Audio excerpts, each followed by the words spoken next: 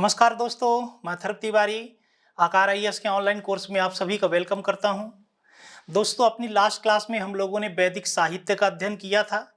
वैदिक साहित्य के अंतर्गत हमने 4 वेद और चारों वेदों पर आधारित ब्राह्मण, अरण्यक एवं उपनिषद ग्रंथों का अध्ययन किया था। इसके अलावा अपनी पिछली क्लास में हमने 6 वेदांग तथा 4 उपवेदों का भी अध्ययन किया था।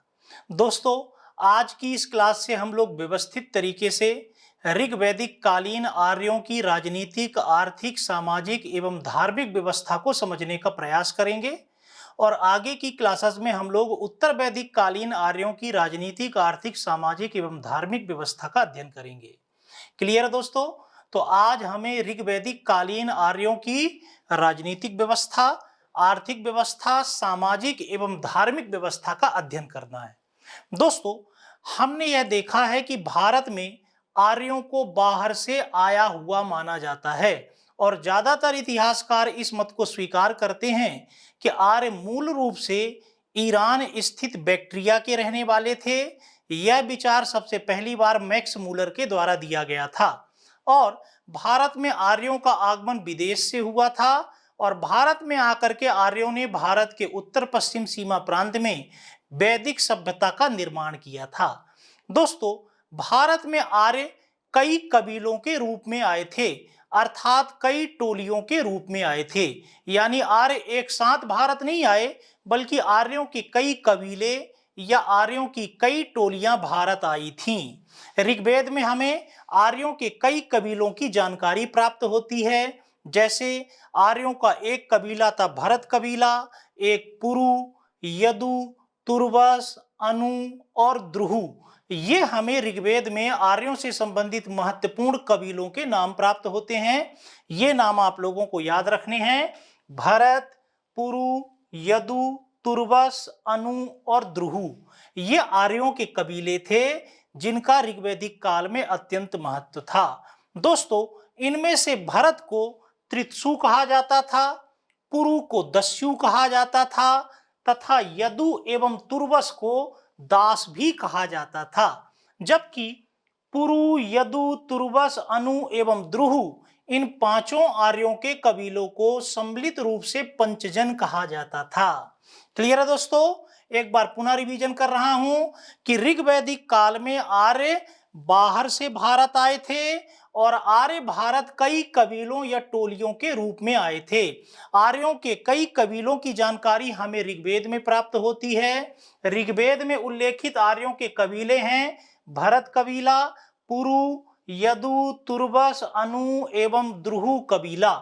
इनमें से आर्यों के भरत कबीला को त्रित्सु भी कहा जाता था, पुरु को दस्यु कहते थे तथा यदु एवं तुर्वस को दास कहा जाता था। जबकि पुरु, यदु, तुर्वस, अनु एवं द्रुहु इन 5 आर्यों के कबीले को सम्मिलित रूप से पंचजन भी कहा जाता था।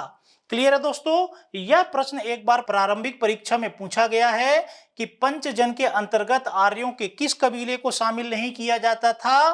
तो भरत कबीले को पंचजन के अंतर्गत शामिल नहीं किया जाता था। पंचजन में शामिल थे पुरु कबीला, यदु कबीला, तुर्वस कबीला, अनु कबीला और द्रुहु कबीला। क्लियर है दोस्तों? जब भारत में आर्यों का आगमन हुआ तब आर्यों ने भारत में पहले से रह रहे लोगों को अनार्य कहा। दोस्तों, ऋग्वेद में अनार्य को कई नामों से संबोधित किया गया है। तो ऋग्वेद में अनार्यों के लिए कई शब्द कहे गए हैं। ये प्रश्न भी प्रारंभिक परीक्षा में पूछे जाते हैं। जैसे ऋग्वेद में आर्यों को अनसा कहा गया है। अनसा अर्थात चपटी नाक वाला।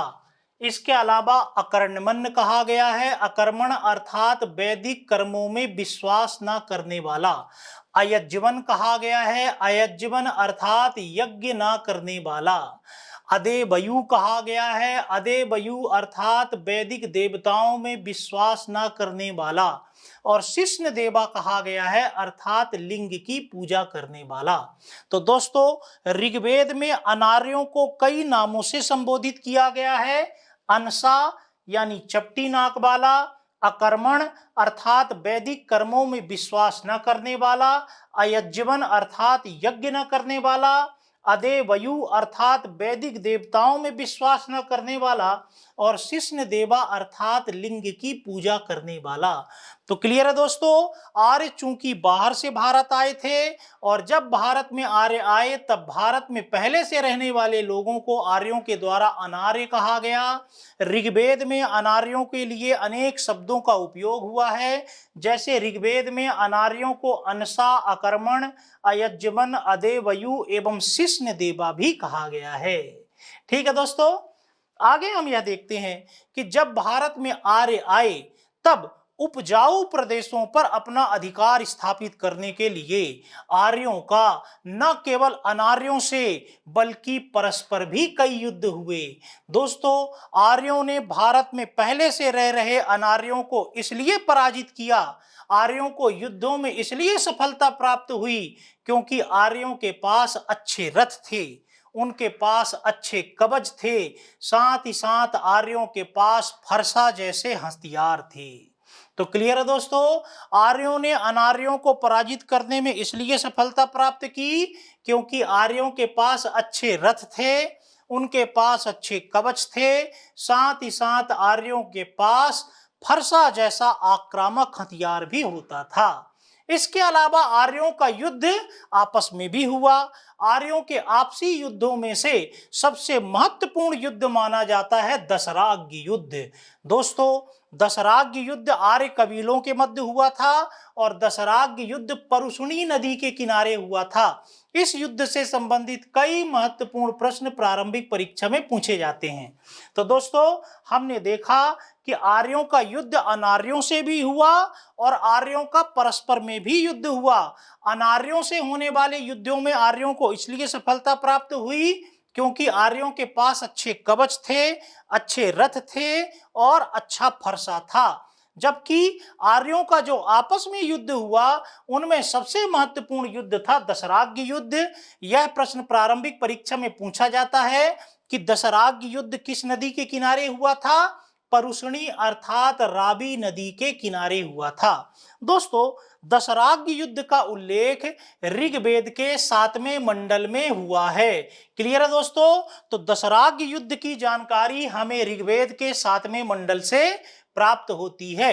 इस युद्ध का मूल कारण यह था कि प्रारंभ में आर्यों के भरत कबीले के गुरु विश्वामित्र हुआ करते थे, लेकिन आगे चल करके भरत कबीले के राजा सुदास ने अपने गुरु विश्वामित्र को हटा करके भरत कबीले का नया गुरु वशिष्ठ को बना लिया था। इससे विश्वामित्र नाराज हो गए थे और विश्वामित्र भरत कबीले के विरोधी 5 आर्य कबीला और 5 अनार्य कबीले के पक्ष में चले गए और 5 आर्य एवं 5 अनार्य कबीलों के साथ मिलकर के विश्वामित्र ने भरत कबीले पर आक्रमण कर दिया। परिणाम स्वरूप दशराग्य युद्ध हुआ और यह युद्ध परुशनी नदी के किनारे हुआ था।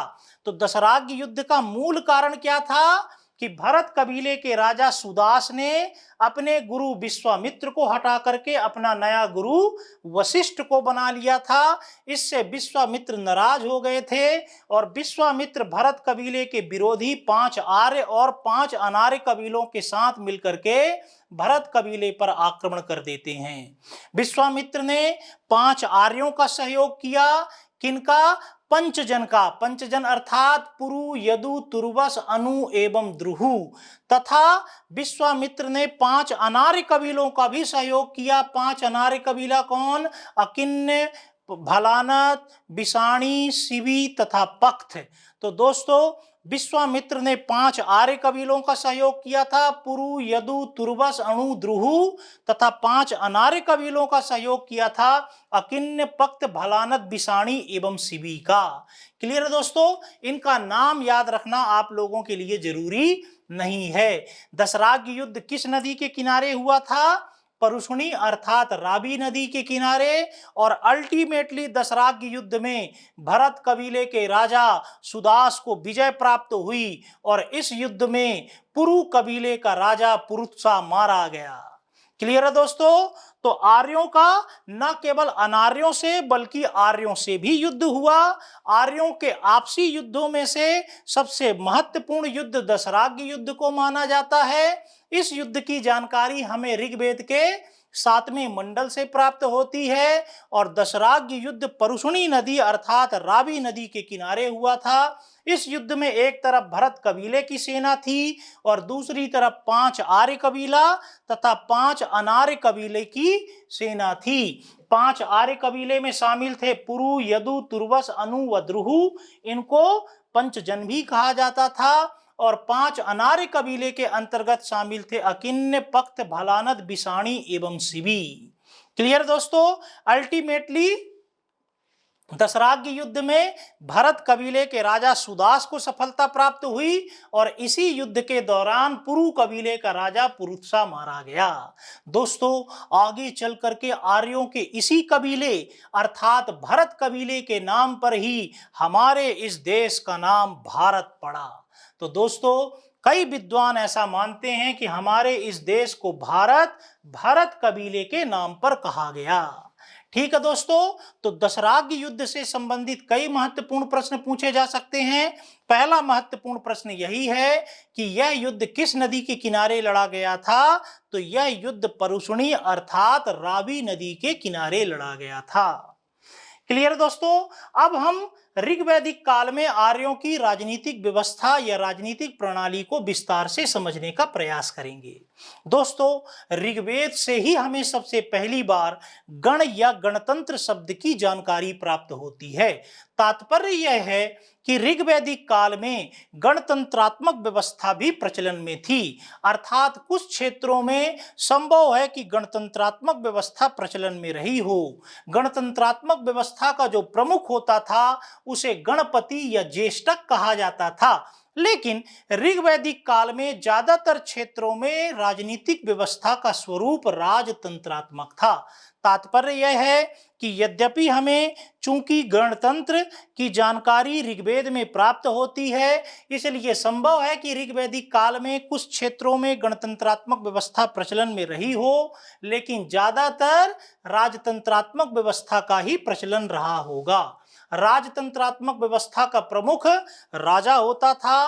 राजा का पद प्रायः वंशानुगत होता था, यानी राजा के मरने के बाद उसके ज्येष्ठ पुत्र को ही उसका उत्तराधिकारी चुना जाता था।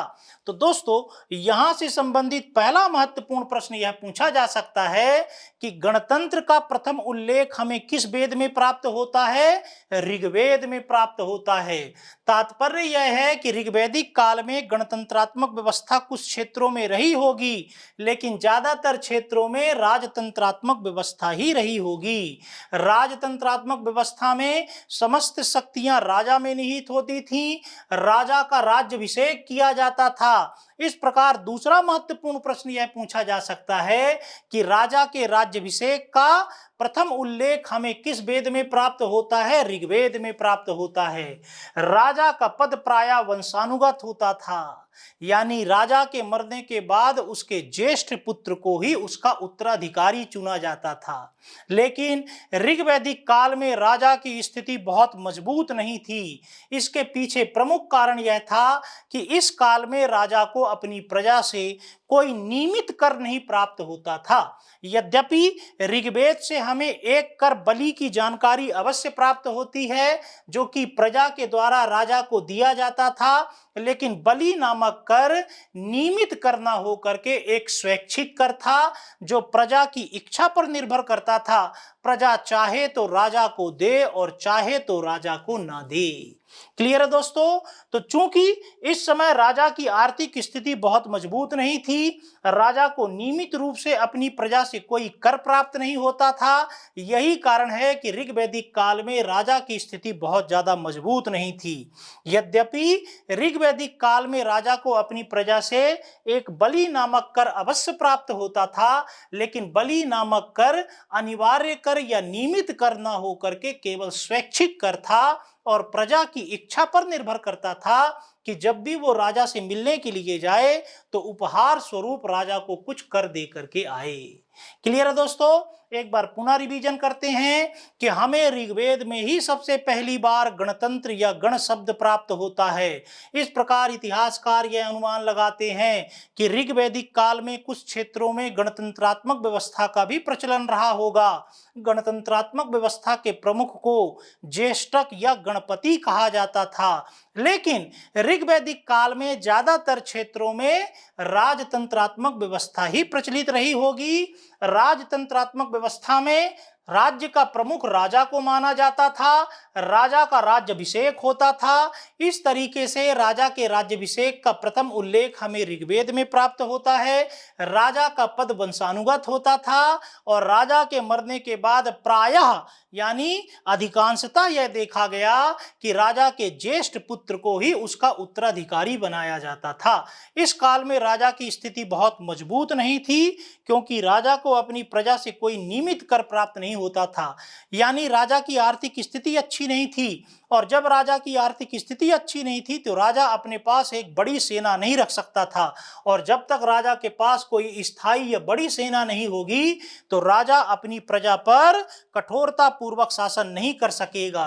यही कारण है कि ऋग्वैदिक काल में राजा की स्थिति मजबूत नहीं थी। यद्यपि राजा को अपनी प्रजा से एक कर अवश्य प्राप्त होता था जिसे बलि कहा जाता था, लेकिन बलि कोई नियमित या अनिवार्य कर न होकर के केवल स्वैच्छिक कर था।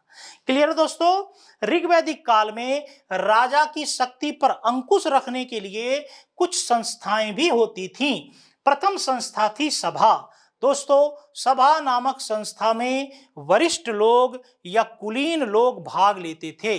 तो सभा के सदस्य कौन होते थे?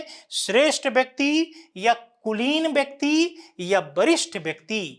क्लियर है दोस्तों? सभा नामक संस्था के अध्यक्ष को सभापति कहा जाता था और सभा के सदस्यों को सभेय कहा जाता था।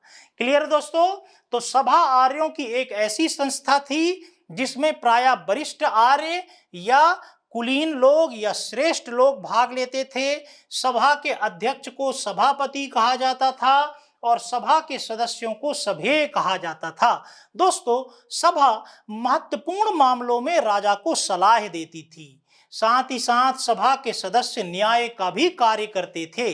तो सभा का कार्य क्या होता था कि यह महत्वपूर्ण मामलों पर राजा को सलाह देती थी और सभा के सदस्यों के द्वारा ही प्रायः न्याय से संबंधित कार्य किए जाते थे।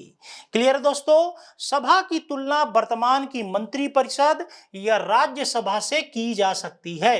तो जिस प्रकार वर्तमान में मंत्री परिषद होती है, मंत्री परिषद के जो सदस्य होते हैं वो वरिष्ठ, श्रेष्ठ एवं कुलीन लोग होते हैं, उसी प्रकार सभा के सदस्य भी वरिष्ठ लोग होते थे और मंत्री परिषद के समान सभा के सदस्य भी राजा को महत्वपूर्ण मामलों पर परामर्श देते थे। जिस प्रकार आज मंत्री परिषद के सदस्य प्रधानमंत्री को सलाह देते हैं, परामर्श देते हैं, उसी प्रकार ऋग्वैदिक काल में सभा के सदस्य राजा को परामर्श दिया करते थे। क्लियर दोस्तों? तो सभा की तुलना वर्तमान की मंत्री परिषद या राज्यसभा से की जा सकती है। आर्यों की ऋग्वैदिक काल में दूसरी महत्वपूर्ण संस्था थी समिति। दोस्तों, समिति में जो सदस्य होते थे वो आम जन होते थे, यानी सामान्य व्यक्तियों को समिति का सदस्य बनाया जाता था, जबकि सभा के सदस्य वरिष्ठ लोग होते थे, सम्मानीय लोग होते थे, लेकिन समिति के सदस्य आम लोग होते थे। समिति के अध्यक्ष को ईशान या पति कहा जाता था और समिति महत्वपूर्ण अवसर पर राजा के निर्वाचन से संबंधित कार्य भी करती थी। यदि राजा के पुत्र योग्य नहीं है या राजा का कोई पुत्र नहीं है तो नए राजा के लिए निर्वाचन होता था और नए राजा के निर्वाचन में समिति की ही सबसे महत्वपूर्ण भूमिका होती थी। तो क्लियर है दोस्तों? यद्यपि राजा का पद ऋग्वैदिक काल में वंशानुगत होता था, लेकिन यदि राजा का कोई पुत्र नहीं है या राजा के पुत्र अयोग्य हैं तो नए राजा का निर्वाचन किया जाता था और निर्वाचन समिति के सदस्यों के द्वारा किया जाता था। समिति की तुलना आज की लोकसभा से की जा सकती है। तो हम यह देखते हैं कि ऋग्वैदिक काल में राजा की संपत्ति पर नियंत्रण रखने के लिए कुछ संस्थाएं होती थीं। पहली महत्वपूर्ण संस्था थी सभा। सभा के सदस्य को सभ्य कहा जाता था और सभा के अध्यक्ष को सभापति कहा जाता था। उसी प्रकार दूसरी महत्वपूर्ण संस्था थी समिति। समिति के अध्यक्ष को ईशान या पति कहा जाता था। सभा के सदस्य वरिष्ठ लोग होते थे, पढ़े लिखे लोग होते थे, श्रेष्ठ लोग होते थे, लेकिन समिति के सदस्य सभी आम लोग माने जाते थे। दोस्तों, सभा की तुलना वर्तमान की मंत्री परिषद या राज्यसभा से, जबकि समिति की तुलना वर्तमान की लोकसभा से की जा सकती है। क्लियर है दोस्तों?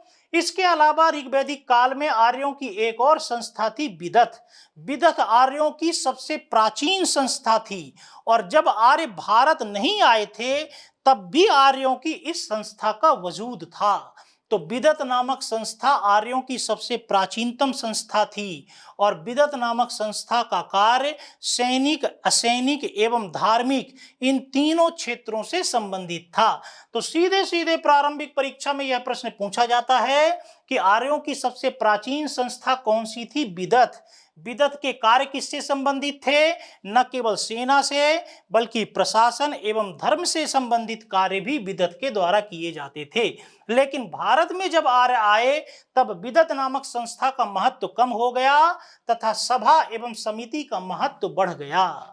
ठीक है दोस्तों, एक बार पुनः हम रिवीजन करते हैं कि ऋग्वैदिक काल में यद्यपि गणतंत्रात्मक व्यवस्था भी कुछ क्षेत्रों में प्रचलन में रही होगी, क्योंकि ऋग्वेद से हमें गण अर्थात गणतंत्र का उल्लेख प्राप्त होता है। गणतंत्रात्मक व्यवस्था जिन क्षेत्रों में प्रचलन में रही होगी उन क्षेत्रों के प्रमुख को ज्येष्ठक या गणपति कहा जाता था। लेकिन ऋग्वैदिक काल में ज्यादातर क्षेत्रों में राजतंत्रात्मक व्यवस्था का ही प्रचलन रहा होगा। राजतंत्रात्मक व्यवस्था के अंतर्गत राज्य के प्रमुख को राजा कहा जाता था, राजा का राज्याभिषेक होता था। इस तरह से यह प्रश्न प्रारंभिक परीक्षा में पूछा जाता है कि राजा के राज्याभिषेक की प्रथम जानकारी हमें किस वेद से प्राप्त होती है? ऋग्वेद से प्राप्त होती है। राजा का पद प्रायः वंशानुगत होता था, अर्थात राजा के मरने के बाद उसके ज्येष्ठ पुत्र को ही उसका उत्तराधिकारी चुना जाता था। लेकिन ऋग्वैदिक काल में राजा की स्थिति बहुत ज्यादा मजबूत नहीं थी। इसके पीछे प्रमुख वजह यह थी कि राजा को अपनी प्रजा से कोई नियमित कर नहीं प्राप्त होता था। यद्यपि ऋग्वेद से हमें बलि नामक कर की जानकारी अवश्य प्राप्त होती है, लेकिन बलि एक नियमित कर न होकर के स्वैच्छिक कर होता था जो कि प्रजा की इच्छा पर निर्भर करता था। राजा ऋग्वैदिक काल में निरंकुश नहीं हो सकता था, क्योंकि एक तरफ राजा की स्थिति मजबूत नहीं थी और दूसरी तरफ ऋग्वैदिक काल में कुछ ऐसी संस्थाएं होती थी जो राजा की शक्ति पर अंकुश लगाती थीं। पहली महत्वपूर्ण संस्था थी सभा। सभा में श्रेष्ठ, कुलीन एवं वरिष्ठ जन भाग लेते थे। सभा के अध्यक्ष को सभापति और सभा के सदस्यों को सभ्य कहा जाता था। सभा महत्वपूर्ण मामलों पर राजा को सलाह देती थी और सभा के सदस्य न्यायिक कार्य भी करते थे। दोस्तों, इसके अलावा सभा की तुलना वर्तमान की मंत्री परिषद या राज्यसभा से की जा सकती है। ये महत्वपूर्ण प्रश्न है जो कि प्रारंभिक परीक्षा में पूछे जाते हैं। ऋग्वैदिक काल में आर्यों से संबंधित दूसरी महत्वपूर्ण संस्था थी समिति। समिति के सदस्य आम लोग होते थे, आम जन होते थे, सामान्य जन होते थे। समिति के अध्यक्ष को ईशान कहा जाता था या पति कहा जाता था। समिति कुछ विशेष अवसरों पर राजा का निर्वाचन भी करती थी। यदि राजा का कोई पुत्र नहीं है या फिर राजा का पुत्र अयोग्य है तो नए राजा का निर्वाचन समिति के सदस्यों के द्वारा किया जाता था। समिति की तुलना वर्तमान की लोकसभा से की जा सकती है। क्लियर है दोस्तों? इसके अलावा ऋग्वैदिक काल में एक और संस्था थी विदथ। विदथ आर्यों की सबसे प्राचीन संस्था थी, लेकिन भारत में विदथ का महत्व कम हो गया था एवं सभा एवं समिति का महत्व बढ़ गया था। क्लियर दोस्तों? ऋग्वेद में हमें विदथ का उल्लेख 122 बार प्राप्त होता है। गण अर्थात गणतंत्र का उल्लेख 46 बार प्राप्त होता है। समिति का उल्लेख 9 बार तथा सभा का उल्लेख 8 बार प्राप्त होता है। ये तथ्य भी प्रारंभिक परीक्षा में पूछे जाते हैं, तो आप कम से कम यह याद रखेंगे कि विदथ का 122 बार उल्लेख ऋग्वेद में हुआ है, गण का उल्लेख 46 बार हुआ है, समिति का उल्लेख 9 बार और सभा का उल्लेख 8 बार हुआ है। क्लियर है दोस्तों। आगे हम पढ़ते हैं ऋग्वैदिक कालीन प्रशासन। ऋग्वैदिक कालीन प्रशासन में मैं सबसे पहले आपको समझाना चाहूंगा कि राज्य की प्रशासनिक इकाइयां कौन कौन सी थीं। दोस्तों आप ऐसा समझें कि वर्तमान में राज्य की सबसे बड़ी प्रशासनिक इकाई केंद्र होती है। केंद्र के नीचे प्रांत होते हैं, प्रांत के नीचे संभाग होते हैं, संभाग के नीचे जिला का प्रशासन होता है, फिर तहसील का प्रशासन होता है और सबसे नीचे गांव का प्रशासन होता है। उसी प्रकार हम यहाँ यह समझने का प्रयास करेंगे कि ऋग्वैदिक काल में आर्यों की सबसे बड़ी प्रशासनिक इकाई कौन सी थी और सबसे छोटी प्रशासनिक इकाई कौन सी थी। दोस्तों ऋग्वैदिक काल में आर्यों की सबसे बड़ी प्रशासनिक इकाई को जन कहते थे और जन का प्रमुख राजा होता था। यही कारण है कि ऋग्वेद में राजा को जनस्य गोपा भी कहा गया है। जनस्य गोपा अर्थात जन का पालन करने वाला। तो जन का पालन पोषण चूंकि राजा के द्वारा किया जाता था, जन अर्थात एक प्रशासनिक इकाई, जैसे आज की सबसे बड़ी प्रशासनिक इकाई को केंद्र कहा जाता है, उसी प्रकार ऋग्वैदिक काल में आर्यों की सबसे बड़ी प्रशासनिक इकाई को जन कहा जाता था और जन का प्रमुख राजा होता था, इसलिए राजा को जनस्य गोपा कहते थे। जन का विभाजन 20 में होता था। 20 के प्रमुख को 20पति कहते थे। 20 का विभाजन ग्राम में होता था। ग्राम के प्रमुख को ग्रामणी कहते थे। ग्राम का विभाजन कुल में होता था। कुल को कुटुंब, ग्रह एवं परिवार भी कहा जाता था और कुल के प्रमुख को कुलप कहते थे। क्लियर है दोस्तों। तो प्रशासन की सबसे बड़ी इकाई जन थी और प्रशासन की सबसे छोटी इकाई कुल थी। क्लियर है दोस्तों। जन का विभाजन 20 में, 20 के प्रमुख को 20पति, 20 का विभाजन ग्राम में, ग्राम के प्रमुख को ग्रामणी, ग्राम का विभाजन कुल में, कुल को ही कुटुंब या ग्रह या परिवार कहा जाता था और कुल या परिवार के प्रमुख को कुलप या ग्रहपति कहा जाता था। ठीक है दोस्तों। तो ऋग्वैदिक काल में प्रशासनिक व्यवस्था परिवार के स्तर में भी स्थापित थी और परिवार या कुल के प्रमुख को कुलप या ग्रहपति कहा जाता था और प्रशासन की सबसे बड़ी इकाई जन थी। अर्थात इस समय नगरों का अस्तित्व नहीं था। आप यह देखेंगे कि हमें ऋग्वेद में कहीं पर भी नगर शब्द का उल्लेख प्राप्त नहीं होता है। नगर शब्द का सबसे पहली बार उल्लेख तैत्तिरीय अरण्यक में प्राप्त होता है और तैत्तिरीय अरण्यक उत्तर वैदिक काल से संबंधित ग्रंथ है। तो ऋग्वैदिक काल में नगरों का अस्तित्व नहीं था और आर्यों की सबसे बड़ी प्रशासनिक इकाई जन थी। आगे चल करके जन का विस्तार होगा और जन जनपद के रूप में कन्वर्ट हो जाएंगे और आगे चल करके जनपद महाजनपद के रूप में कन्वर्ट हो जाएंगे और महाजनपद को ही नगर कहा जाएगा। तो क्लियर है दोस्तों। ऋग्वैदिक काल में नगरों का अस्तित्व नहीं था। सबसे बड़ी प्रशासन की इकाई जन कहलाती थी, सबसे छोटी प्रशासन की इकाई कुल कहलाती थी। यहां से यह प्रश्न पूछा जा सकता है कि नगरों का सर्वप्रथम उल्लेख हमें कहां प्राप्त होता है? तैत्तिरीय अरण्यक में। और तैत्तिरीय अरण्यक यजुर्वेद से संबंधित ग्रंथ है और इस ग्रंथ की रचना उत्तर वैदिक काल में हुई थी। तात्पर्य यह है कि ऋग्वैदिक काल में नगरों का विकास नहीं हो सका था। वास्तव में नगरों का विकास उत्तर वैदिक काल में ही जाकर के हुआ था।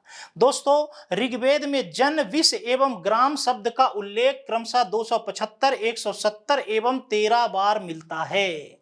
यह प्रश्न भी प्रारंभिक परीक्षा में पूछा जा सकता है। ऋग्वैदिक काल में संपूर्ण प्रशासन का सर्वोच्च अधिकारी राजा को माना जाता था और राजा की सहायता के लिए कई अन्य महत्वपूर्ण अधिकारी भी होते थे। राजा की सहायता के लिए कौन कौन से महत्वपूर्ण अधिकारी होते थे, यहां से संबंधित प्रश्न भी पूछे जाते हैं। जैसे राजा की सहायता के लिए एक महत्वपूर्ण अधिकारी ऋग्वैदिक काल में होता था पुरोहित। पुरोहित राजा का मुख्य परामर्शदाता होता था, जो कि राजा को परामर्श देता था। दूसरा महत्वपूर्ण अधिकारी होता था सेनानी या सेनापति, जो कि सेना का प्रमुख अधिकारी होता था। तीसरा महत्वपूर्ण अधिकारी होता था विषपति, जो विष का प्रमुख होता था। ग्रामणी ग्राम का प्रमुख होता था। कुलप या कुलपति कुल का प्रमुख होता था, कुल यानी परिवार का प्रमुख होता था। ब्राजपति चारागाह का प्रमुख होता था। तो गाय इस काल में बहुत होती थी और गायों के लिए चारा आवश्यक था, इसलिए चारागाह से भी संबंधित एक महत्वपूर्ण अधिकारी होता था जिसे ब्राजपति कहते थे।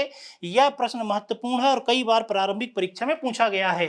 ऋग वैदिक काल में स्पर्श भी होते थे। स्पर्श अर्थात गुप्तचर, जो कि राजा को गुप्त मामलों की जानकारी आकर के देते थे। इसके अलावा राजा की सहायता के लिए एक अधिकारी दूत होता था जो कि संदेश वाहक होता था और महत्वपूर्ण संदेश यह राजा तक पहुंचाता था। अगला अधिकारी पुरप था जो कि राजा के दुर्ग की सुरक्षा करता था। राजा जिस दुर्ग में या जिस किला में रहता था उस किला या दुर्ग की सुरक्षा की जिम्मेदारी पुरप नामक अधिकारी के पास होती थी। और अंतिम महत्वपूर्ण अधिकारी सूत होता था जो कि राजा के रथ का संचालन करता था। क्लियर है दोस्तों? तो ऋग वैदिक काल में राजा की सहायता के लिए कई महत्वपूर्ण अधिकारियों की नियुक्ति की जाती थी। पहला अधिकारी पुरोहित, जो कि राजा को परामर्श देता था। सेनापति सेना का प्रमुख, विस्पति विष का प्रमुख, ग्रामणी ग्राम का प्रमुख, कुलपति या कुलप कुल का प्रमुख, ब्राजपति चारागाह का प्रमुख, यह याद रखना है। स्पर्श गुप्तचर, यह भी याद रखना है। दूत संदेश वाहक, यह भी याद रखना है। पुरप दुर्ग का अधिकारी और सूत रथकार अर्थात राजा का रथ चलाने वाला। क्लियर दोस्तों? आपने महाभारत में कर्ण के संबंध में सुना होगा कि कर्ण सूत पुत्र था, अर्थात कर्ण के पिता रथकार रहे होंगे, रथ चलाते रहे होंगे, इसलिए कर्ण को सूत पुत्र कहा जाता था। दोस्तों आगे हम यह देखते हैं कि ऋग्वैदिक काल में राजा की सहायता के लिए कई अधिकारी थे, जिनमें सबसे महत्वपूर्ण अधिकारी पुरोहित था। पुरोहित न केवल राजा का मुख्य परामर्शदाता था बल्कि पुरोहित न्याय का भी कार्य करता था और न्याय के संबंध में भी पुरोहित राजा को सलाह देता था।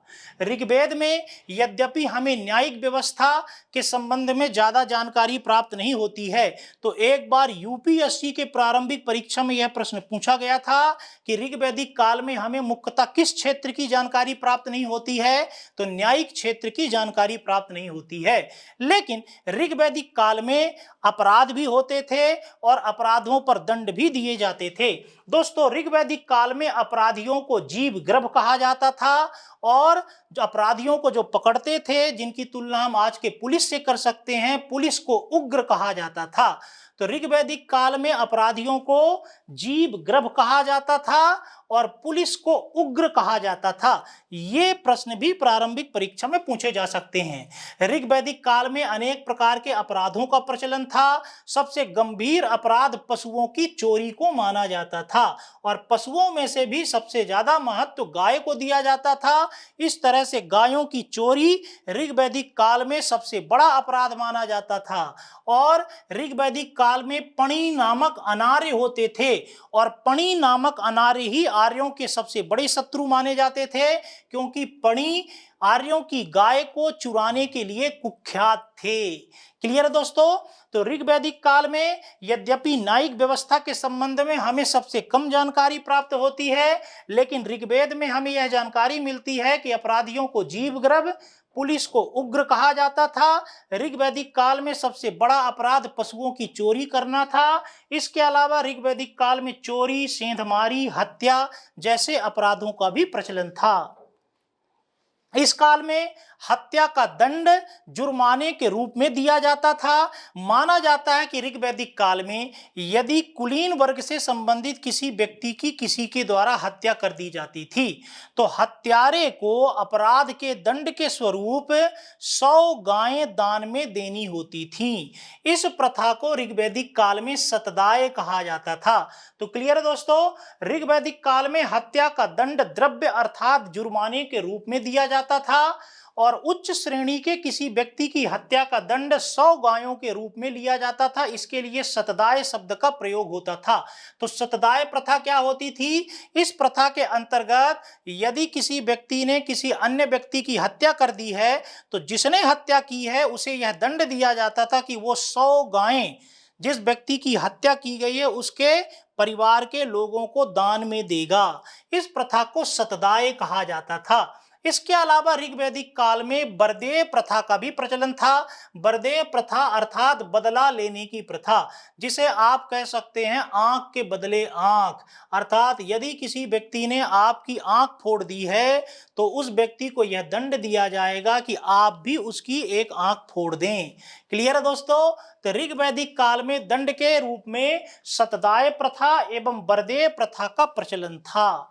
दोस्तों, ऋग्वैदिक काल में राजा के पास कोई स्थायी सेना नहीं होती थी और जब भी कभी आर्यों के कबीलों के मध्य में युद्ध हुआ करता था तो वयस्क नागरिकों को आपस में शामिल करके एक अस्थायी सेना का गठन कर लिया जाता था। उस अस्थायी सेना को मिलिशिया कहा जाता था। तो यह बहुत महत्वपूर्ण तथ्य है कि क्या ऋग्वैदिक काल में स्थायी सेना होती थी? तो ऋग्वैदिक काल में स्थायी सेना नहीं होती थी। जब कभी युद्ध की परिस्थितियां निर्मित होती थी तब एक अस्थायी सेना का गठन कर लिया जाता था और उस अस्थायी सेना को मिलिशिया कहा जाता था। ठीक है दोस्तों, आगे हम देखते हैं ऋग्वैदिक कालीन आर्थिक जीवन। दोस्तों, चूंकि भारत में आर्यों का आगमन कबीलों के रूप में हुआ था और प्रारंभ में जब भारत में आर्य आए थे तो वो किसी स्थान विशेष में स्थायी रूप से नहीं रहते थे, बल्कि आर्यों के कबीले एक स्थान से दूसरे स्थान पर आते जाते रहते थे।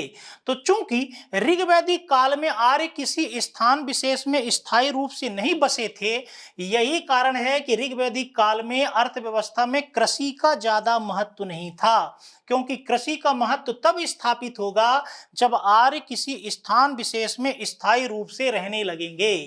इसीलिए दोस्तों, ऋग्वैदिक काल की अर्थव्यवस्था में कृषि से भी ज्यादा महत्व पशुपालन का था। तो आर्यों का सबसे प्रमुख व्यवसाय क्या था? पशुओं को पालतू बनाना। आर्य ऋग्वैदिक काल में अनेक प्रकार के पशुओं को पालतू बनाते थे। पशुओं में सबसे ज्यादा महत्व गाय का था। दोस्तों, ऋग्वेद से हमें गाय के संबंध में 176 बार जानकारी प्राप्त होती है। तो ऋग्वेद में गाय का कुल कितने बार उल्लेख किया गया है? 176 बार। और ऋग्वैदिक काल में आर्यों का सबसे प्रमुख पशु किसे माना जाता था? गाय को माना जाता था। गाय को पवित्र माना जाता था। यहाँ तक कि ऋग्वेद के एक सूक्त में समस्त देवी देवताओं को गाय से ही उत्पन्न बताया गया है। दोस्तों, आर्यों के जीवन में गाय का इतना महत्व था कि आर्यों के जीवन से जुड़ी समस्त गतिविधियों में गाय शब्द कहीं ना कहीं उपयोग में लाया जाता था। जैसे आप यह देख सकते हैं कि ऋग्वैदिक काल में राजा को गोपति कहा जाता था। गोपति अर्थात गाय का पति, गाय का मालिक, और राजा को गोप्ता भी कहा जाता था। इससे यह सिद्ध होता है कि चूंकि ऋग्वैदिक काल में आर्य अपने जीवन की समस्त शब्दावली में कहीं ना कहीं गाय शब्द का इस्तेमाल करते थे, इससे इतिहासकार यह अनुमान लगाते हैं कि ऋग्वैदिक काल में आर्यों का सबसे महत्वपूर्ण पशु गाय रहा होगा। तो राजा को ऋग्वैदिक काल में गोपति या गोप्ता कहा जाता था। युद्ध चूंकि गायों को ही लेकर के हमेशा होते थे, इसलिए गाय के मुद्दे पर होने वाले युद्धों को गविष्ठी कहा जाता था। तो चूंकि ऋग्वैदिक काल में युद्धों का प्रमुख कारण क्या था? गाय, इसलिए युद्ध को गविष्ठी कहते थे। ऋग्वैदिक काल में समय की माप को गोधूली कहा जाता था, दूरी की माप को गवयतु कहा जाता था, पुत्री को दुहिता कहा जाता था, धनी व्यक्ति को गोमत कहा जाता था, अतिथि को गोहन कहा जाता था। इन समस्त शब्दावलियों से यह स्पष्ट हो जाता है कि ऋग्वैदिक काल में गाय का अत्यंत महत्व था। यही कारण है कि आर्यों के जीवन में गाय से जुड़ी हुई शब्दावली का प्रचलन था। जैसे आर्य राजा को गोपति या गोप्ता कहते थे, युद्ध को गविष्ठी कहते थे, यज्ञेशु या गव्य या गम्य कहते थे, क्योंकि युद्ध मुख्यतः गायों को ही लेकर के होते थे। क्लियर है दोस्तों? समय को गोधूली कहते थे, दूरी की माप को गवयतु कहते थे, पुत्री को दुहिता कहते थे, धनी व्यक्ति को गोमत कहते थे, अतिथि को गोहन कहते थे। इसमें से आपको गविष्ठी शब्द विशेष रूप से याद रखना है कि ऋग्वैदिक काल में युद्ध को क्या कहा जाता था? गविष्ठी। क्यों? क्योंकि आर्यों के मध्य युद्ध मुख्यतः गायों को ही लेकर के हुआ करते थे, इसलिए युद्धों को गविष्ठी कहा जाता था। दूरी की माप को गवयतु कहते थे और समय की माप को गोधूली कहते थे। आज भी आप लोगों ने गांव वगैरह में यह सुना होगा कि गोधूली बेला, गोधूली बेला अर्थात शाम का समय, जब गायें अपने अपने घरों की ओर आती है और जिससे सड़क की धूल ऊपर उड़ती है, इसीलिए उस काल को गोधूली बेला कहा जाता है। क्लियर है दोस्तों? तो गविष्ठी अर्थात युद्ध, गोधूली अर्थात समय की माप और गवयतु यानी दूरी की माप, कम से कम ये शब्द आप लोगों को याद रखने हैं।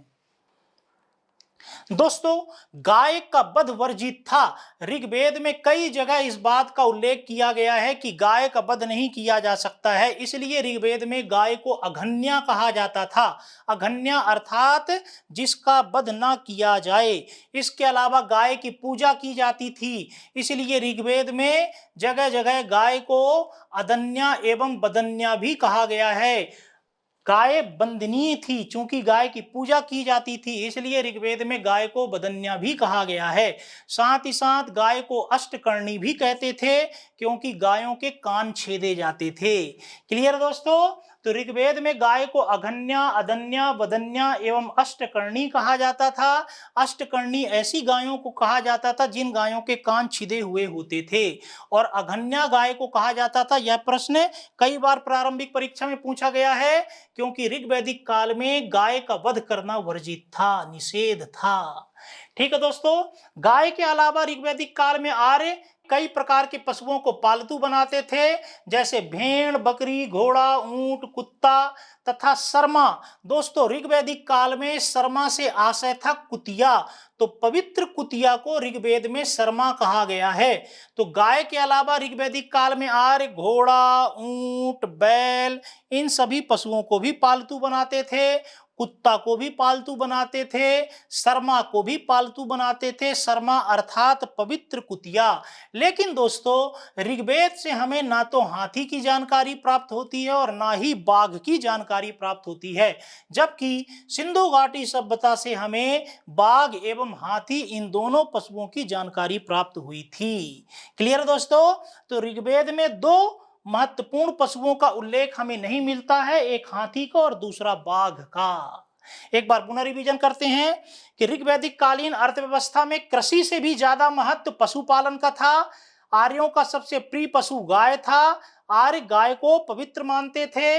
ऋग्वेद में गाय का उल्लेख 176 बार मिलता है। जीवन से जुड़े विभिन्न क्षेत्रों की अभिव्यक्ति गाय के माध्यम से की जाती थी, जैसे राजा को गोपति या गोप्ता कहते थे, युद्ध को गविष्ठी कहते थे, समय को गोधूली कहते थे, दूरी को गवयतु, पुत्री को दुहिता, धनी व्यक्ति को गोमत, अतिथि को गोहन कहा जाता था। आर्यों की अधिकांश लड़ाइयां गायों को लेकर के होती थी। यही कारण है कि ऋग्वैदिक काल में युद्ध को गविष्ठी कहा जाता था। गाय को अघन्या, अदन्या, वदन्या, अष्टकर्णी भी कहते थे। अघन्या अर्थात गाय का वध वर्जित था, और अष्टकर्णी यानी कि ऐसी गायें जिनके कान छिदे हुए होते थे। दोस्तों, गाय के अतिरिक्त आर्य भेड़, बकरी, घोड़ा, ऊंट, कुत्ता, शर्मा अर्थात पवित्र कुतिया का भी पालन करते थे, लेकिन ऋग्वेद से हमें हाथी व बाघ का उल्लेख प्राप्त नहीं होता है। ठीक है दोस्तों, अर्थव्यवस्था में पशुपालन के बाद दूसरा महत्व था कृषि का। इस काल में कृषि का विशेष महत्व इसलिए नहीं था क्योंकि आर्य किसी स्थान विशेष में स्थायी रूप से नहीं रहते थे, बल्कि अपने कबीले या अपनी टोलियों के साथ एक स्थान से दूसरे स्थान भटकते रहते थे। दोस्तों, ऋग्वेद से हमें कृषि शब्द का उल्लेख केवल और केवल 24 बार प्राप्त होता है। तो जहां हम यह देखते हैं कि गाय का उल्लेख ऋग्वेद में 176 बार हुआ है, वहीं कृषि शब्द का उल्लेख ऋग्वेद में मात्र 24 बार हुआ है। इस तरह से ऋग्वैदिक काल में कृषि का कोई विशेष महत्व नहीं था। दोस्तों, ऋग्वेद से हमें केवल और केवल एक अनाज की जानकारी प्राप्त होती है, यव की। यव अर्थात जौ, जौ अर्थात बार्ले। तो ऋग्वैदिक काल में कृषि का ज्यादा महत्व नहीं था। यही कारण है कि ऋग्वेद से हमें अनाज के रूप में केवल यौ अर्थात जौ का ही उल्लेख मिलता है, ना तो चावल, गेहूं या किसी भी प्रकार की दाल का उल्लेख हमें ऋग्वेद में प्राप्त होता है। ऋग्वैदिक काल में कृषि हेतु चर्षणी शब्द का उपयोग किया जाता था, तो आर्य कृषि के लिए चर्षणी शब्द का उपयोग करते थे। जुते हुए खेत को क्षेत्र कहा जाता था। खेत में जो हल्की रेखाएं बन जाती थीं उसको सीता कहा जाता था। यह बहुत महत्वपूर्ण प्रश्न है, कई बार प्रारंभिक परीक्षा में पूछा गया है कि ऋग्वैदिक काल में सीता शब्द से क्या आशय था, तो हल रेखा को सीता कहा जाता था। हल को ऋग्वेद में लांगल कहा गया है। हल चलाने वाले व्यक्ति को कीवास कहा जाता था। उपजाऊ भूमि को उर्वरा कहा जाता था। अनाज जिस यंत्र से मापा जाता था उसे उर्दरा या उर्दर कहा जाता था। गोबर की खाद को करीसु कहा जाता था। तो ये शब्दावलियां भी प्रारंभिक परीक्षा में पूछी जाती हैं।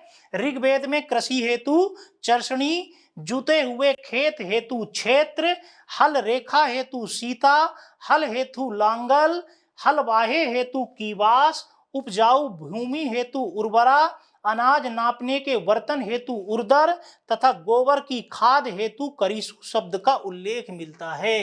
क्लियर है दोस्तों? तो इनमें से कम 2-3 शब्द आपको विशेष रूप से याद रखना है। एक करीसु, ऋग्वेद में करीसु किसे कहा गया है, गोबर की खाद को। दूसरा लांगल किसे कहा गया है, हल को। सीता किसे कहा गया है, हल रेखा को। क्लियर है दोस्तों? आगे हम बढ़ते हैं। तो ऋग्वैदिक काल में सिंचाई किस तरीके से की जाती थी, तो ऋग्वैदिक काल में सिंचाई के रूप में या तो तालाब के जल का उपयोग या वर्षा के जल का उपयोग या कुओं के जल का उपयोग किया जाता था। लेकिन ऋग्वैदिक काल में आर्य नहर सिंचाई के ज्ञान से परिचित नहीं थे। तात्पर्य यह है कि ऋग्वैदिक काल में नहर सिंचाई का प्रचलन नहीं था और आर्य मुख्यतः अपने खेतों में या तो वर्षा जल से या तालाब के जल से या कुओं के जल से खेती करते थे। दोस्तों, जलों का उपयोग मुख्यतः 2 प्रकार से किया जाता था। पहला स्वयंजा अर्थात वर्षा जल या तालाब का जल या हृद यानी कि छोटे तालाब का जल, और खनित्रमा अर्थात कुएं का जल। क्लियर दोस्तों? तो आर्य तालाब के जल का इस्तेमाल करते थे, कुएं के जल का इस्तेमाल करते थे, लेकिन नहर सिंचाई का उल्लेख हमें ऋग्वेद से प्राप्त नहीं होता है। आगे आप पढ़ेंगे कि नहर सिंचाई का उल्लेख हमें सबसे पहली बार अथर्ववेद में प्राप्त होता है। अथर्ववेद में नहरों को कुल्या कहा जाता था। तो नहर सिंचाई ऋग्वैदिक काल में प्रारंभ नहीं हुई थी, नहर सिंचाई उत्तर वैदिक काल में प्रारंभ हुई थी। यही कारण है कि नहरों का प्रथम उल्लेख हमें अथर्ववेद से प्राप्त होता है और अथर्ववेद में नहरों के लिए कुल्या शब्द का उपयोग किया गया है। क्लियर है दोस्तों? तो अर्थव्यवस्था में सबसे ज्यादा महत्व पशुपालन का था।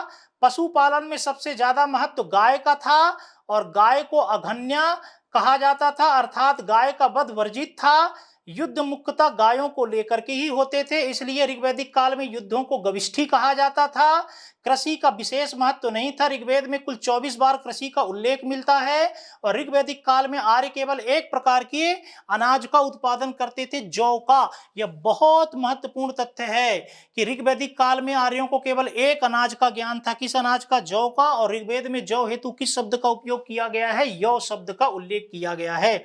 सीता हल से बनी हुई रेखा को कहते थे। करीसु गोबर की खाद को कहा जाता था। नहर सिंचाई का उल्लेख हमें ऋग्वेद से प्राप्त नहीं होता है। ऋग्वैदिक काल में अनेक प्रकार के उद्योग धंधों का भी प्रचलन था, जैसे बढ़ई हुआ करते थे जो कि लकड़ी से संबंधित कार्य करते थे, रथकार होते थे जो कि रथ बनाते थे, बुनकर होते थे जो कि कपड़े बुनते थे, चर्मकार चमड़े से जुड़े हुए लोगों को कहा जाता था, और कुम्हार होते थे जो कि घड़े अर्थात मृद भांडों का निर्माण करते थे। क्लियर दोस्तों? ऋग्वैदिक काल में बढ़ई को तक्षण कहते थे। धातु से जो जुड़े हुए कर्मचारी होते थे अर्थात धातुओं से जुड़े हुए जो शिल्पी होते थे उन्हें कर्मार कहा जाता था, और कढ़ाई बुनाई जो करते थे उन्हें सिरी या पेशस्यकारी कहा जाता था। दोस्तों, कढ़ाई बुनाई से संबंधित मुख्यतः स्त्रियां होती थीं और स्त्रियां ही कढ़ाई बुनाई का कार्य करती थीं। क्लियर है दोस्तों?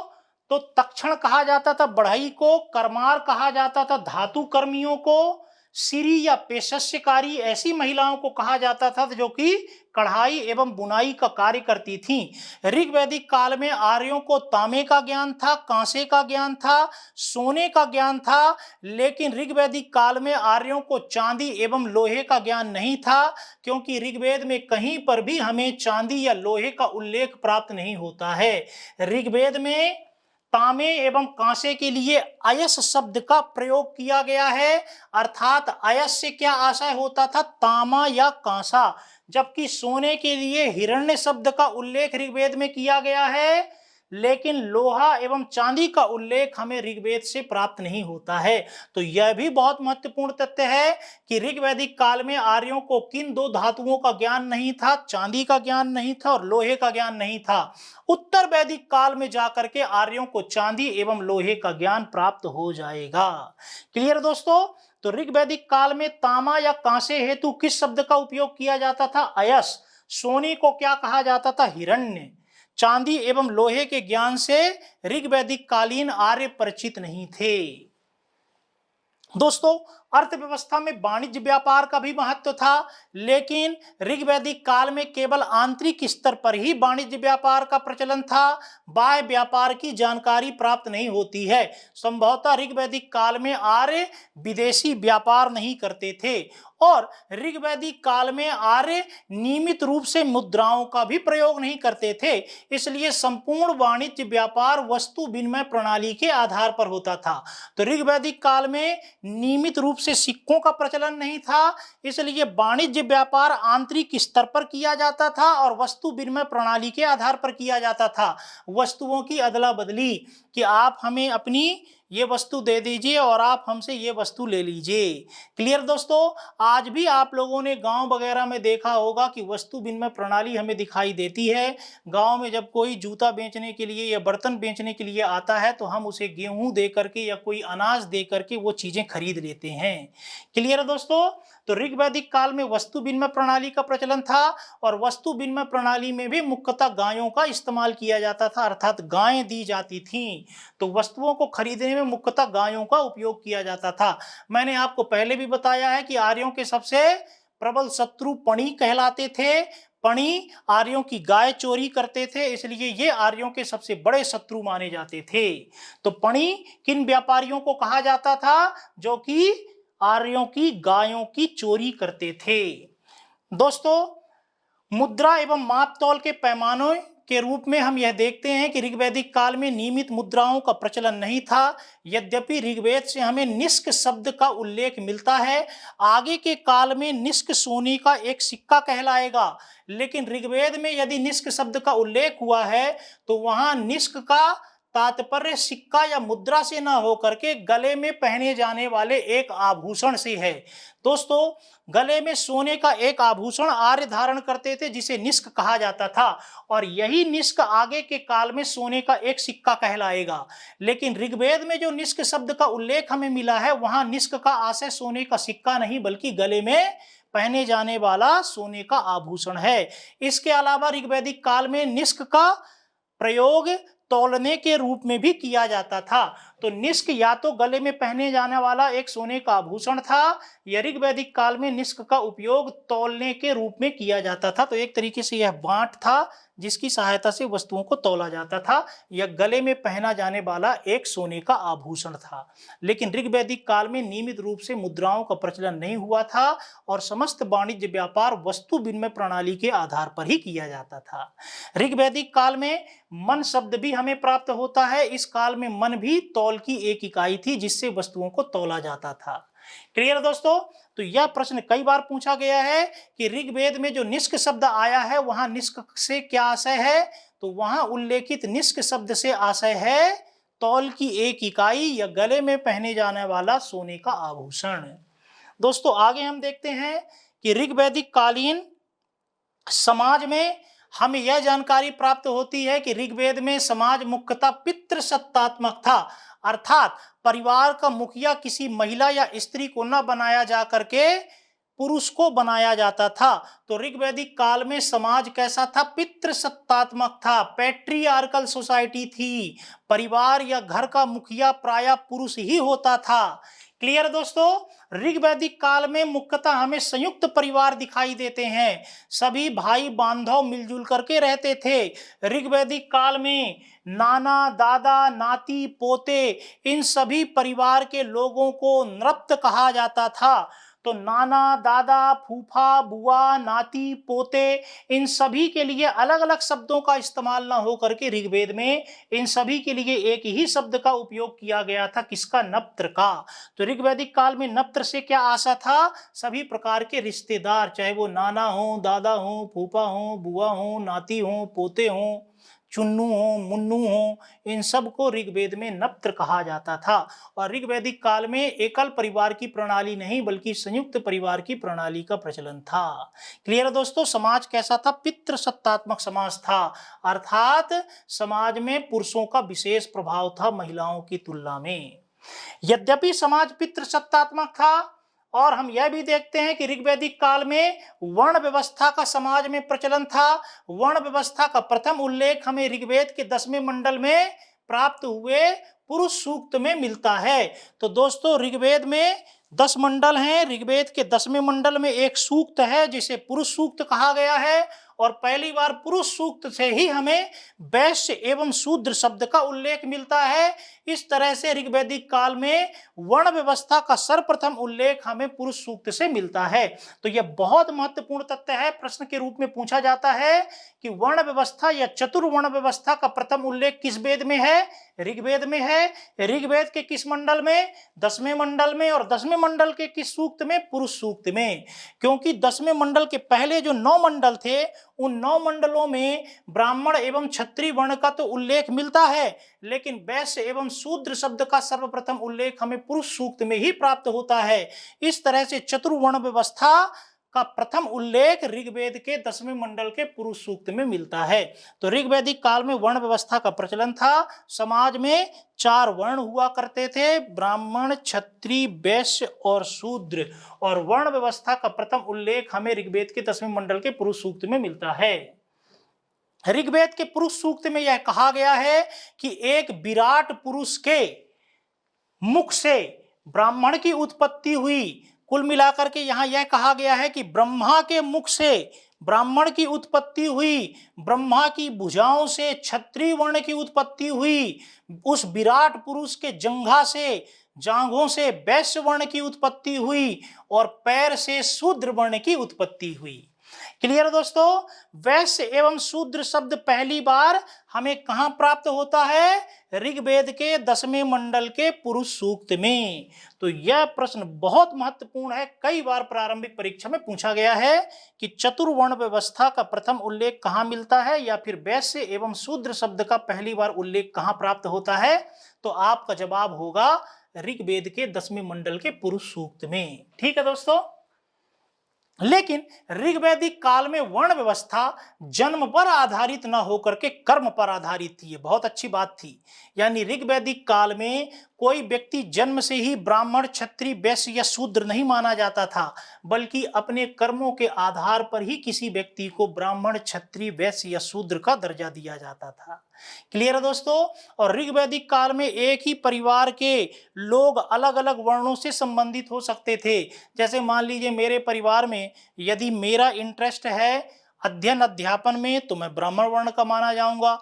मेरे छोटे भाई का इंटरेस्ट है युद्ध करने में, लड़ाई झगड़ा करने में, तो वो क्षत्रिय वर्ण से संबंधित माना जाएगा। हमारा एक और भाई है, उसका इंटरेस्ट है व्यापार करने में, तो वो वैश्य वर्ण का माना जाएगा। और एक और व्यक्ति है जिसका इंटरेस्ट किसी भी कार्य में नहीं है, केवल सेवा करने में है, तो उसे शूद्र वर्ण का माना जाएगा। तो क्लियर है दोस्तों? ऋग्वैदिक काल में एक ही परिवार के सदस्य अलग अलग वर्णों से संबंधित हो सकते थे, क्योंकि इस काल में वर्ण व्यवस्था का निर्धारण जन्म के आधार पर न होकर के कर्म के आधार पर माना जाता था। दोस्तों, ऋग्वेद से हमें 9वें मंडल में एक श्लोक प्राप्त हुआ है, और उस श्लोक में एक बालक यह कहता है कि मैं कवि हूं, मेरे पिता वैद्य हैं और मेरी मां अनाज पीसती है। यानी मैं कवि यानी विद्वान हूं, ब्राह्मण हूं, मेरे पिता वैद्य हैं यानी वैश्य वर्ण से संबंधित हैं, और मेरी माँ अनाज पीसती है यानी शूद्र वर्ण से संबंधित है। तो इस श्लोक से यह साबित होता है कि ऋग वैदिक काल में एक ही परिवार के सदस्य अलग अलग वर्णों से संबंधित हो सकते थे। ऋग्वैदिक काल का समाज यद्यपि पितृसत्तात्मक समाज था, समाज में पुरुषों को विशेष महत्व दिया जाता था, लेकिन ऋग्वैदिक कालीन समाज में स्त्रियों की दशा खराब नहीं थी। इस काल में स्त्रियों की दशा अच्छी थी। दोस्तों, ऋग्वैदिक काल में स्त्रियां सभा एवं समिति में भाग ले सकती थीं। वो सभा की भी सदस्य बन सकती थीं और समिति की भी सदस्य बन सकती थीं। साथ ही साथ स्त्रियों को नियोग प्रथा, विधवा पुनर्विवाह अर्थात पुनर्विवाह तथा बहुपति विवाह का अधिकार था। बहुपति विवाह अर्थात स्त्रियां एक से अधिक पति रख सकती थीं। दोस्तों, ऋग्वैदिक काल में नियोग प्रथा का भी प्रचलन था। नियोग प्रथा के अंतर्गत यदि किसी विधवा की कोई संतान नहीं होती थी तो उस विधवा को अपने देवर के साथ शारीरिक संबंध स्थापित करने की इजाजत दे दी जाती थी ताकि वह किसी संतान की प्राप्ति कर सके। इस प्रथा को ऋग्वैदिक काल में नियोग प्रथा कहा जाता था। तो ऋग्वैदिक काल में महिलाओं को नियोग प्रथा का अधिकार था, अर्थात विधवाएं, ऐसी विधवाएं जिनकी कोई संतान नहीं है, वे अपने देवर के साथ संबंध स्थापित करके संतान पैदा कर सकती थी। और नियोग प्रथा के उपरांत जो पुत्र पैदा होता था उसे क्षेत्रज कहा जाता था। तो क्लियर दोस्तों, ऋग्वैदिक कालीन समाज यद्यपि पुरुष प्रधान समाज था, पितृसत्तात्मक समाज था, लेकिन स्त्रियों की स्थिति अच्छी थी। स्त्रियां सभा व समिति में भाग ले सकती थीं। स्त्रियों को नियोग प्रथा, विधवा पुनर्विवाह, बहुपति विवाह का अधिकार था। नियोग प्रथा में ऐसी विधवा जो निसंतान हो वह संतान प्राप्ति हेतु अपने देवर के साथ संबंध स्थापित कर सकती थी। नियोग प्रथा के माध्यम से उत्पन्न पुत्र को क्षेत्रज कहा जाता था। चूंकि इस काल में हर एक महिला के लिए यह आवश्यक माना जाता था कि उसकी कोई न कोई संतान हो, इसीलिए विधवाओं को नियोग प्रथा के अंतर्गत संतान पैदा करने का अधिकार दिया गया था। दोस्तों, ऋग्वैदिक काल में यदि कोई कन्या जीवन भर कुंवारी रहती थी, विवाह नहीं करती थी, तो उसे अमाजू कहा जाता था। यह प्रश्न भी प्रारंभिक परीक्षा में पूछा गया है कि अमाजू से क्या आशय है। अमाजू यानी कुंवारी कन्या जो कि ताउम्र विवाह ना करे, उसे अमाजू कहते थे। ऋग्वैदिक काल में कन्याओं का भी उपनयन संस्कार होता था। कन्याओं का व्रतबंध होता था, वो यज्ञोपवीत अर्थात जनेऊ धारण करती थी। और दोस्तों, प्राचीन काल में उपनयन संस्कार के बाद ही शिक्षा का अधिकार दिया जाता था। तो ऋग्वैदिक काल में महिलाओं का भी, कन्याओं का भी उपनयन संस्कार होता था, और उपनयन संस्कार के उपरांत कन्याएं भी शिक्षा प्राप्त कर सकती थीं। यही कारण है कि ऋग्वेद से हमें कई महत्वपूर्ण विदुषी महिलाओं की जानकारी प्राप्त होती है। यहाँ तक कि यह भी माना जाता है कि ऋग्वेद के कुछ सूक्तों की रचना विदुषी स्त्रियों के द्वारा की गई थी। हमने पहले भी पढ़ा है कि ऋग्वेद के कुछ ऋषाओं की रचना लोपामुद्रा, घोषा, सच्ची, पौलोमी, विश्वारा एवं कक्षावृत्ति जैसी विदुषी स्त्रियों के द्वारा की गई थी। क्लियर दोस्तों? तो इनके नाम आपको याद रखने हैं कि ऋग्वेद के कुछ रचनाओं की रचना का श्रेय किसे दिया जाता है? लोपामुद्रा, घोषा, सच्ची, पौलोमी, विश्ववारा तथा कक्षावृत्ति को। इनमें से लोपामुद्रा का नाम विशेष रूप से आपको याद रखना है। लोपामुद्रा वास्तव में ऋषि अगस्त्य की पत्नी थी। ठीक है दोस्तों, तो महिलाओं की स्थिति ऋग्वैदिक कालीन समाज में अच्छी थी। ऋग्वेद में हमें आधुनिक काल की कई बुराइयों का उल्लेख प्राप्त नहीं होता है। जैसे ऋग्वैदिक काल में बाल विवाह का प्रचलन नहीं था, दहेज प्रथा का प्रचलन नहीं था। यद्यपि विवाह के अवसर पर कन्या के पिता के द्वारा कन्या को कुछ उपहार में चीजें दी जाती थीं, लेकिन उपहार में प्राप्त उन चीजों पर केवल और केवल कन्या का ही अधिकार माना जाता था। तो ऋग्वैदिक काल में न तो बाल विवाह होते थे, न दहेज प्रथा का प्रचलन था, न पर्दा प्रथा थी और न ही सती प्रथा थी। तो महिलाओं की स्थिति अच्छी थी। ऋग्वैदिक काल में स्त्रियों को लेकिन संपत्ति में अधिकार नहीं प्राप्त था। तो ये बहुत महत्वपूर्ण तथ्य है। क्लियर है दोस्तों? वैदिक काल में महिलाओं से संबंधित केवल एक नकारात्मक तथ्य यह है कि महिलाओं को इस काल में संपत्ति पर अधिकार नहीं दिया गया था। आप यह पढ़ेंगे कि महिलाओं को सबसे पहली बार संपत्ति में अधिकार गुप्त काल में जाकर के प्राप्त होगा। दोस्तों, समाज में विवाह को पवित्र संस्कार माना जाता था और कन्या को विदाई के अवसर पर जो उपहार दिए जाते थे उसे वहतू कहते थे। लेकिन इसे हम दहेज प्रथा नहीं मान सकते हैं, क्योंकि कन्या को उपहार के रूप में जो चीजें मिलती थीं अर्थात वहतू, उस पर कन्या का ही अधिकार माना जाता था, ना कि वर का। दोस्तों, ऋग्वैदिक काल में दो प्रकार के मुख्यतः विवाह होते थे, अनुलोम विवाह और प्रतिलोम विवाह। अनुलोम विवाह उस विवाह को कहते थे जिसमें पुरुष उच्च वर्ण का हो और स्त्री निम्न वर्ण की हो, और प्रतिलोम विवाह उसे कहा जाता था जिसमें स्त्री उच्च वर्ण की हो जबकि पुरुष निम्न वर्ण का हो। दोस्तों, वैदिक काल में अनुलोम विवाह की प्रशंसा की गई है जबकि प्रतिलोम विवाह की निंदा की जाती थी।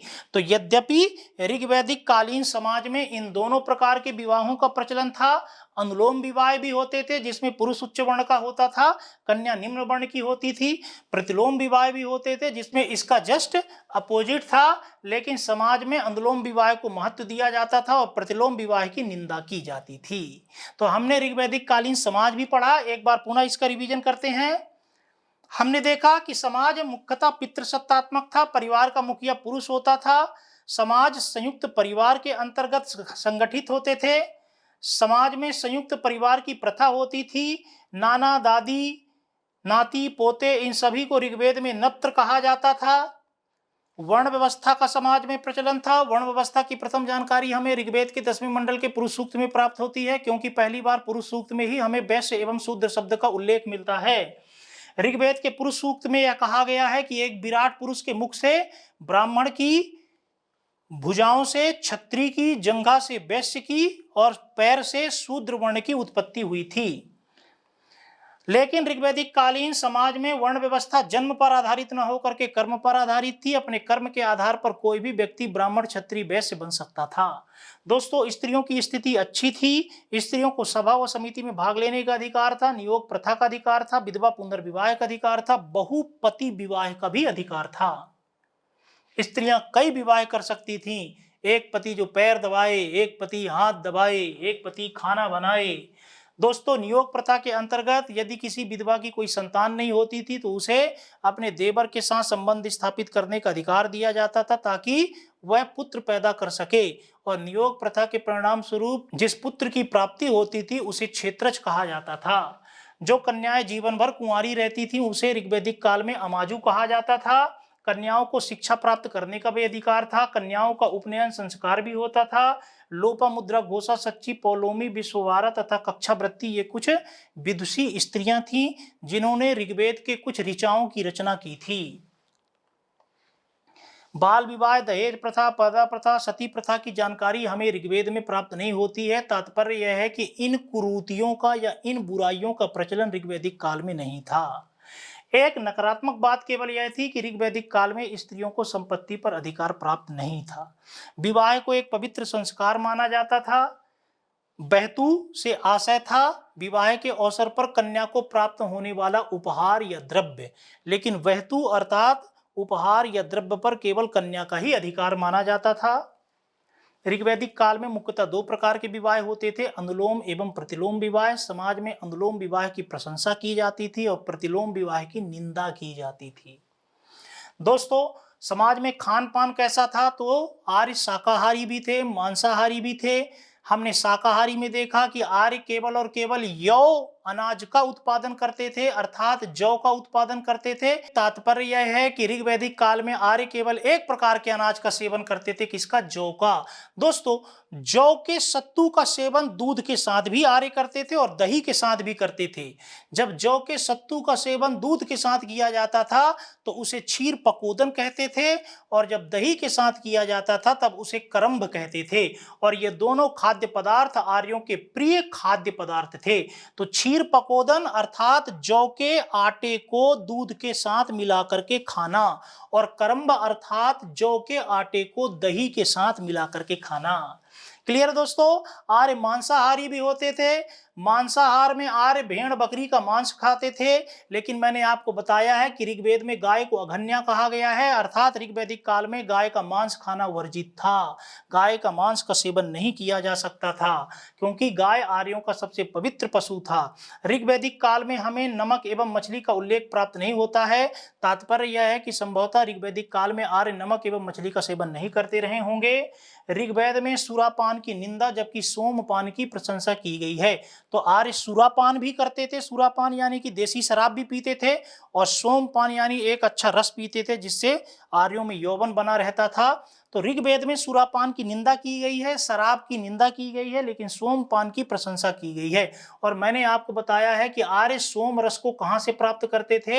हिमालय की चोटी मुजबंत से प्राप्त करते थे। और सोम मंडल किस मंडल को कहा जाता है? तो नौवें मंडल को सोम मंडल भी कहा जाता है, क्योंकि नौवें मंडल के जो सूक्त हैं वो सोम देवता को ही समर्पित हैं। ऋग्वैदिक काल में आर्य अनेक प्रकार के वस्त्रों को भी धारण करते थे। ऋग्वेद से हमें सूती एवं ऊनी वस्त्रों की जानकारी प्राप्त होती है। ऋग्वैदिक कालीन वस्त्रों को 3 भागों में विभाजित किया गया है। नीवी ऐसे वस्त्रों को कहा जाता था जो कि कमर के नीचे पहने जाते थे। वास ऐसे वस्त्रों को कहा जाता था जो कि कमर के ऊपर पहने जाते थे, मध्य भाग में पहने जाते थे। अधिवास ऐसे वस्त्रों को कहा जाता था जो कि कमर के ऊपर ओढ़े जाते थे, जैसे शॉल या चादर या ओढ़नी। क्लियर है दोस्तों? तो ऋग्वैदिक कालीन वस्त्रों को 3 भागों में विभाजित किया गया। नीवी कमर के नीचे पहने जाने वाले वस्त्र, वास मध्य भाग में पहने जाने वाले वस्त्र, अधिवास शरीर के ऊपर ढकने वाले वस्त्र। क्लियर है दोस्तों? सूती एवं ऊनी इन 2 प्रकार के वस्त्रों को आर्य धारित करते थे। ऋग्वैदिक काल में दास प्रथा का भी प्रचलन था। दास प्रथा के अंतर्गत पुरुष एवं स्त्री दोनों प्रकार के लोगों को दास बनाया जाता था। प्रायः यह देखा गया है कि युद्ध में बंदी बनाए गए लोग या ऋण न चुकाने वाले लोगों को दास बना लिया जाता था। तो जो व्यक्ति युद्ध में बंदी बनाए जाते थे या जो व्यक्ति ऋण नहीं चुका पाते थे, उन्हें दास बना लिया जाता था। दास में स्त्री भी होती थी और पुरुष भी होते थे, लेकिन ऋग्वैदिक कालीन समाज में दासों की स्थिति अच्छी थी, क्योंकि इस काल में दासों को केवल घरेलू कार्यों में लगाया जाता था, कृषि कार्यों में नहीं। तो दासों को अभी कृषि में नहीं लगाया जाता था। दास केवल घर में रहते थे, घर के काम काज करते थे। जब दासों को कृषि क्षेत्र में जाकर के लगाया जाएगा, आगे आप पढ़ोगे महाजनपद काल में, तब दासों की स्थिति कमजोर हो जाएगी, क्योंकि कृषि कार्य में जब दासों को लगाया जाएगा तब उन्हें कृषि में कठोर श्रम करना पड़ेगा। क्लियर है दोस्तों? तो ऋग्वैदिक काल में दास प्रथा प्रचलित थी। युद्ध में बंदी बनाए गए और ऋण न चुकाने वाले व्यक्ति को दास बना लिया जाता था। ऋग्वेद में पुरुष एवं स्त्री दोनों प्रकार के दासों का उल्लेख मिलता है, लेकिन दासों की स्थिति अच्छी थी, क्योंकि दासों को इस काल में केवल घरेलू कार्यों में लगाया गया था, कृषि कार्यों में नहीं। शिक्षा का भी समाज में प्रचलन था। दोस्तों, ऋग्वैदिक काल में चूंकि आर्यों को लिपि का ज्ञान नहीं था, यही कारण है कि इस काल में शिक्षा मुख्यतः मौखिक रूप में ही दी जाती थी। साथ ही साथ दोस्तों, इस काल में गुरुकुल पद्धति के आधार पर शिक्षा दी जाती थी। बालक गुरुकुल जाता था, गुरु के आश्रम में जाता था और गुरु के आश्रम में जाकर के शिक्षा प्राप्त करता था। दोस्तों, उपनयन संस्कार के उपरांत ही किसी को शिक्षा प्राप्त करने का अधिकार प्राप्त होता था। ऋग्वैदिक काल में अलग अलग वर्ण को अलग अलग प्रकार की शिक्षा दी जाती थी। जैसे ब्राह्मण वर्ण के व्यक्ति को अध्ययन अध्यापन की शिक्षा दी जाती थी, क्षत्रिय को अस्त्र शस्त्र संचालन की शिक्षा दी जाती थी, वैश्य वर्ण को व्यापार करने की शिक्षा दी जाती थी। शूद्र वो कहलाते थे जो शिक्षा प्राप्त नहीं करते थे, तो शूद्रों को शिक्षा प्राप्त करने का अधिकार नहीं था। मनोरंजन के साधन के रूप में आर्य पशु पक्षियों को आपस में लड़ाते थे, चौपड़ पासा खेलते थे, नृत्य एवं संगीत का आनंद लेते थे। क्लियर दोस्तों? तो हमने देखा कि समाज में दास प्रथा का प्रचलन था। स्त्री पुरुष दोनों प्रकार के दास थे, लेकिन दासों को अभी केवल घरेलू कार्यों में लगाया गया था, कृषि कार्यों में नहीं। शिक्षा मौखिक ही दी जाती थी, क्योंकि ऋग्वैदिक काल में आर्यों को लिपि का ज्ञान नहीं था और आश्रम व्यवस्था के आधार पर शिक्षा दी जाती थी। मनोरंजन के साधन के रूप में आर्य पशु पक्षियों को लड़ाते थे, पासा एवं चौपड़ खेलते थे, नृत्य एवं संगीत का आनंद लेते थे।